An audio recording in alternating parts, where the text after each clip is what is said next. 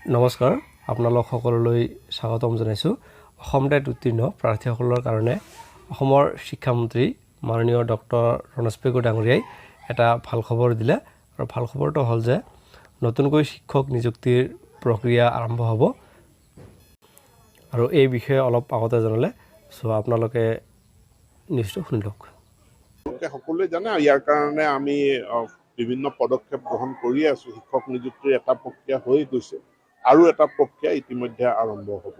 আমি ভেকেঞ্চি যিখিনি আছে এইখিনিও আমি পূৰণ কৰাৰ কাৰণে ব্যৱস্থা গ্ৰহণ কৰিম আৰু আন্তঃগাঁথনি উন্নয়নৰ ক্ষেত্ৰতো আমি কাম কৰি আছো। খুব সোনকালে আপোনালোকে ফলাফল দেখিবলৈ পাব। আপোনালোকে সকলোৱে জানে ইয়াৰ কাৰণে আমি বিভিন্ন পদক্ষেপ গ্ৰহণ কৰি আছো। শিক্ষক নিযুক্তিৰ এটা প্ৰক্ৰিয়া হৈ গৈছে আৰু এটা প্ৰক্ৰিয়া ইতিমধ্যে আৰম্ভ হ'ব।